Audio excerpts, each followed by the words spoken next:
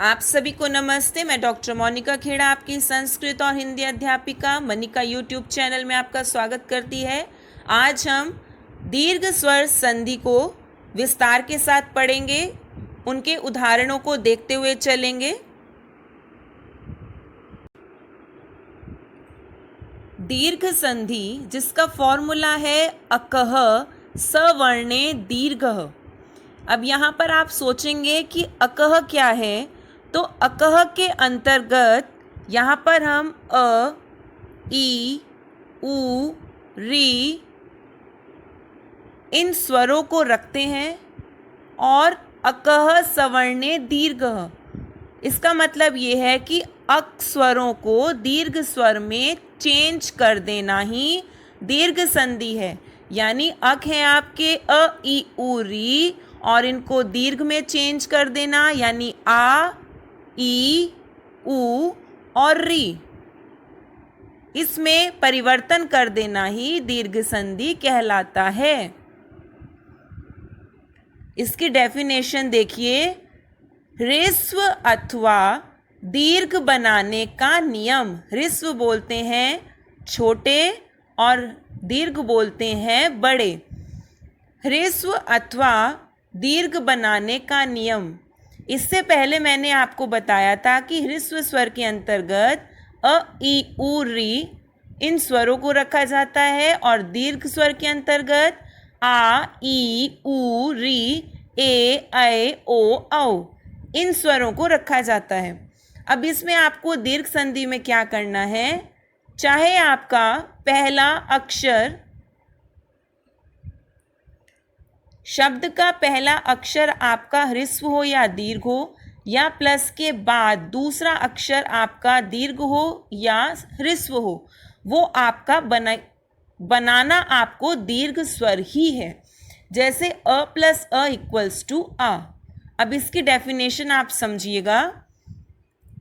यदि पूर्व पदों अथवा उत्तर पदों, पूर्व पदों और उत्तर पदों में समान अक, अक के अंतर्गत अ, आ, ई, उ, री वर्ण हो तो पूर्व पद के अंतिम अक वर्ण और उत्तर पद के प्रथम अक वर्ण।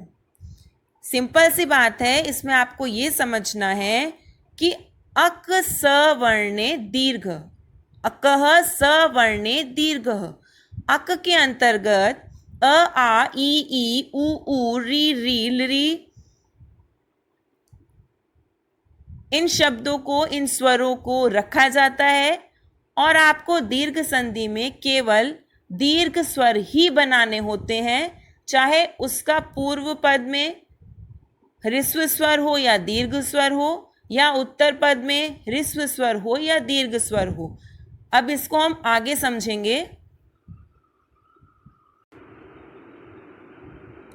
को मिलाकर दीर्घ हो जाता है। अब इसमें आप आगे देखिए, इसका शॉर्ट फॉर्मूला है अ, आ प्लस आ इक्वल्स टू आ। ई इक्वल्स टू बड़ी ई।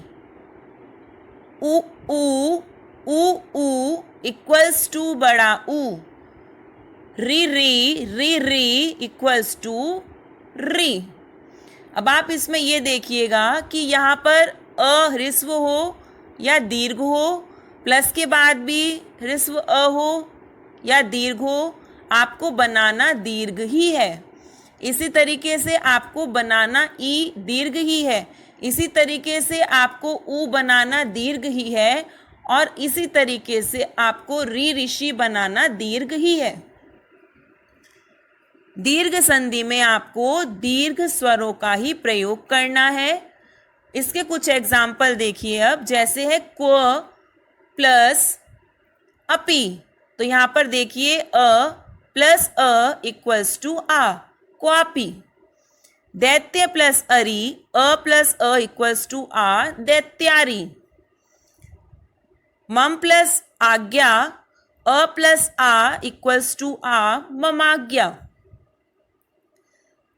तव प्लस आशा अ प्लस आ तवाशा। दुख प्लस अंतः अ प्लस अ इक्वल्स टू आ दुखांतः। सीता प्लस अस्ति आ प्लस अ इक्वल्स टू आ सीतास्ति। जया जयौ जय प्लस अजयौ। लाभा लाभौ लाभ प्लस अलाभौ। कन्यापि कन्या प्लस अपि। अब इसमें आप ये देखिएगा, इसको बोलते हैं क्व प्लस अपि, इसे बोलते हैं संधि विग्रह, संधि विच्छेद। और क्वापि ये हो गई आपकी संधि।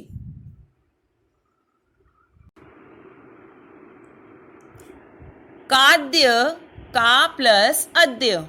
अब आप ई के एग्जाम्पल देखिएगा। मुनि प्लस इंद्र ई प्लस इक्वल्स टू बड़ी ई मुनीन्द्र। नदीव, यहां पर नदीव पे विसर्ग नहीं आएंगे। नदीव, नदी प्लस ईव नदीव, बड़ी ई की मात्रा। ई प्लस ई इक्वल्स टू बड़ी ई। महती प्लस ईर्ष्या ई प्लस ई इक्वल्स टू बड़ी ई महतीर्षया। तन्वी प्लस इच्छति तन्वीच्छति। पृथ्वीशः पृथ्वी प्लस ईशः ई प्लस ई बड़ी ई। अब आगे देखिए ऊ के एग्जाम्पल। लघु प्लस ऊर्मी लघूर्मी। वधु प्लस उन्नति वधून्नति।